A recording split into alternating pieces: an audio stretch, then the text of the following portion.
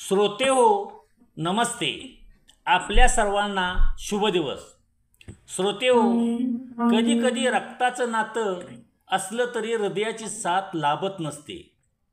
आपलं म्हणणारी माणसं फक्त गरजेपुरती जवळ येतात आणि एकदा का गरज संपली की आपल्याला ओळखणं सुद्धा विसरतात.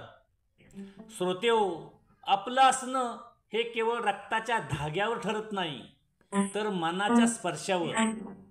श्रोतेहो, ज्यांना आपण वेळ, प्रेम, हसणं, अश्रू दिले तीच माणसं काम झाले म्हणून वळून सुद्धा पाहत नाहीत आणि मग उरतं फक्त आपण आपल्या ओलावलेल्या आठवणीसोबत. श्रोतेहो, भावकी नावाची गोष्ट कधी कधी इतकी बोचट वाटते की परक्या माणसात खरे आपले पण सापडतं. श्रोतेहो, आपण सतत विचार करत राहतो की मी कुठं चुकलो.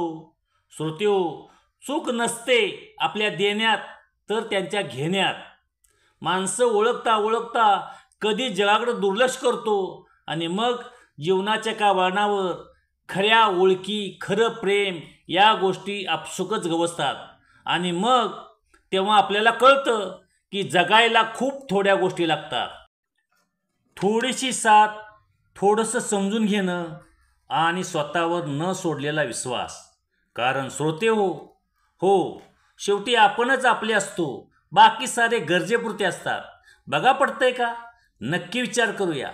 आजही आपल्यासाठी सुंदर विचारांची शिदोरी ही मालिका अशीच पुढं घेऊन आलोय.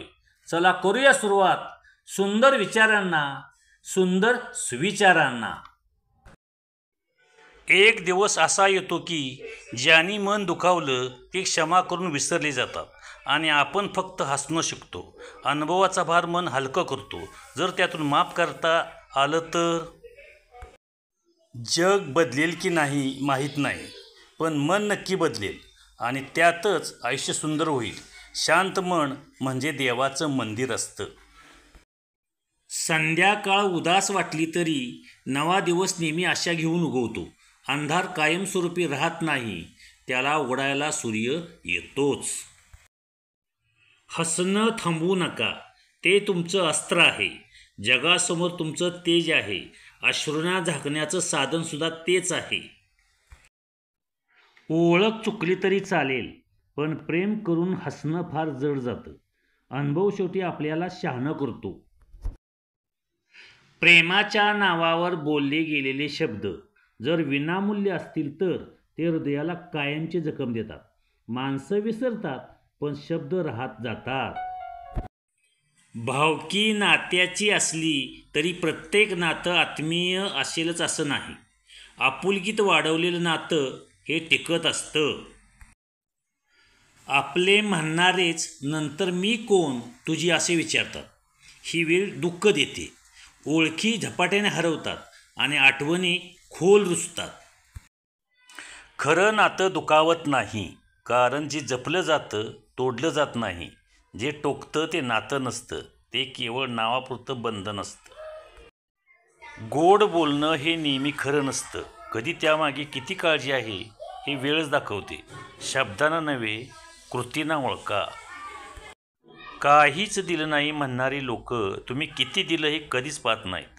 माणसांची स्मरणशक्ती ही स्वार्थाने चालत असते. मन थकलेलं असतं तरी त्याला शब्दांची सावली मिळाली की ते पुन्हा ताजंतवानं होतं. काही ओळखी, काही आठवणी आणि स्वतःशी केलेला मनमोकळा संवाद यामुळे मन निवळतं. अपेक्षा जितक्या कमी तितका आत्मा जास्त शांत असतो. आपण जितका दुसऱ्यावर विश्वास ठेवतो तितका त्रास होतो. स्वतःवरचा विश्वास वाढवणे हेच खऱ्या शांतीचे रहस्य आहे. हसत हसत जवळ येणारी माणसं कधी काळजीने नाही तर गरजेनं असतात. हे वेळेवर समजतं. माणसं वापरून जातात आणि आपण प्रेम करतो तेव्हा शहाणपण उशिराचं येतं. नातं टिकवण्यासाठी एकाकडून सतत झुकावं लागतं आणि एकेकाचं आपलं माणूस नंतर ओळखीचंही राहत नाही. चुकणंही ताकद आहे, पण एकतर्फी झाल्यावर नातं संपतं. भावकी नसते जिव्हाळ्याची, ती केवळ रक्ताची संगती असते. माया तिथं नसली की नातंही बोचट होतं.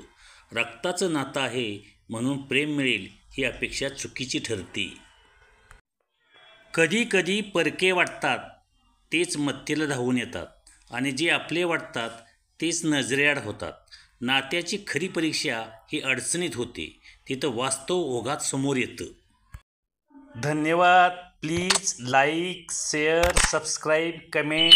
थँक्यू.